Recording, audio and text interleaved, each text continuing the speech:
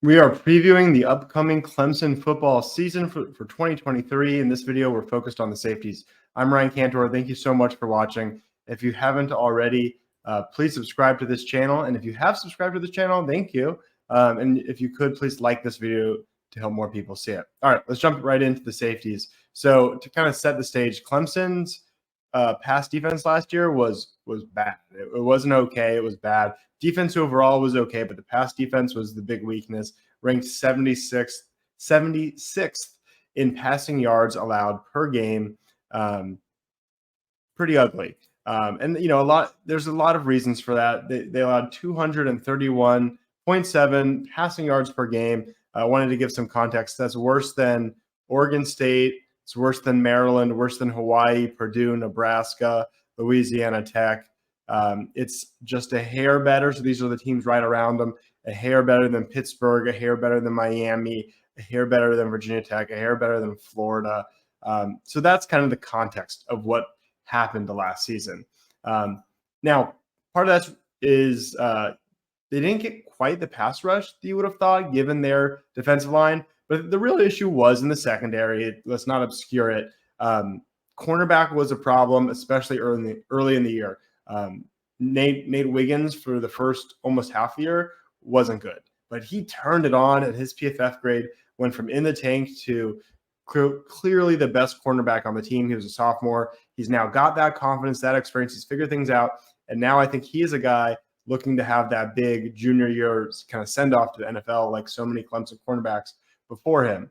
So that helps. Sheridan Jones was good, steady, solid, but missed a couple games, missed 4 games with injury.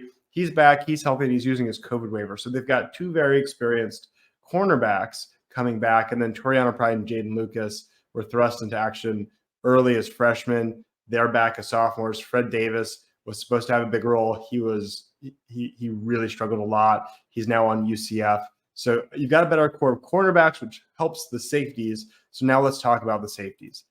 Andrew Makuba was a stud as a freshman in 2021, started the season opener as a true freshman, had a great PFF grade as a true freshman.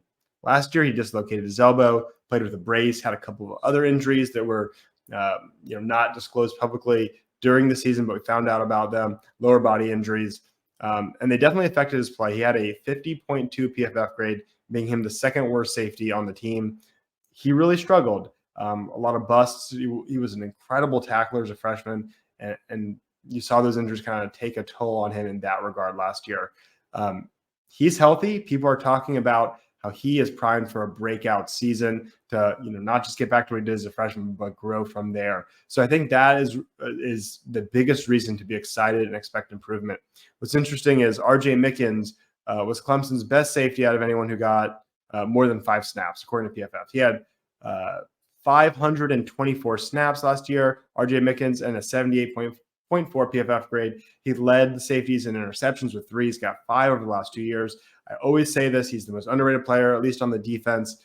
And I think he could be the best safety. We'll see how much of a huge jump Makuba takes. We saw his potential as a freshman. But Mickens is reliable and consistent. I really want to see him get more snaps. He's not listed as a starter, though. Across from Makuba, the other starter is Jalen Phillips. He's using his COVID waiver to return. So he's a very experienced guy, 67.5 PFF grade last year. He's a solid, steady player. He led all safeties for Clemson in snaps, and he'll play a lot again this year. I think all 3 of those guys will play a lot. I think it's important that Clemson finds a way to get Mickens on the field as much as possible because he's one of their better players. They got to find a way to get him on the field. That may be with 2 linebackers at times and the 3 safety look, or subbing in for either of those other 2 safeties. But I think that's a great trio of safeties. And then let's not forget Sherrod Koval Jr. He was a true freshman last year, did not redshirt, actually saw 158 snaps, posted a PFF grade basically the same as Jalen Phillips. I thought he looked good. Safety's kind of a position where you as a freshman, Makuba looked good. He was noticeable. But as a safety, you want to not stand out for bad busts. And he did not stand out for bad busts. He looked like a solid player who kind of like an offensive lineman. You don't notice too much.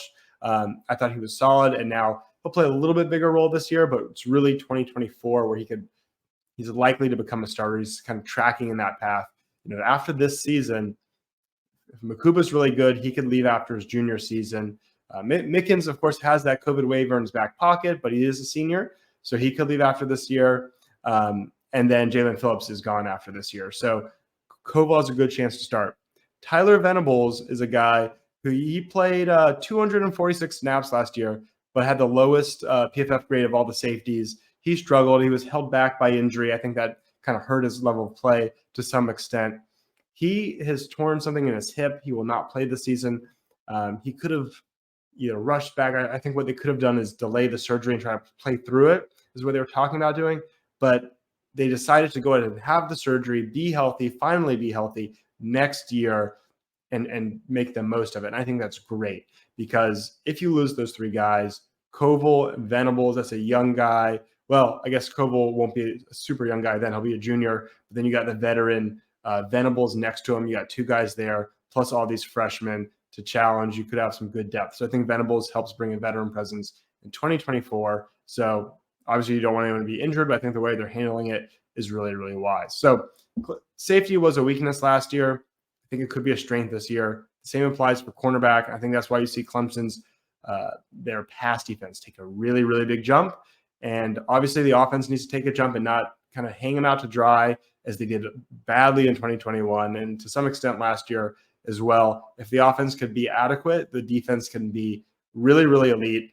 Wes Goodwin needs to show that they could hit that upside, but I think they could really, really do it this year. So a lot to be excited about for the defense and the secondary in particular. Again, if you haven't subscribed to this channel, please do so. I'd really appreciate it. And please like this video.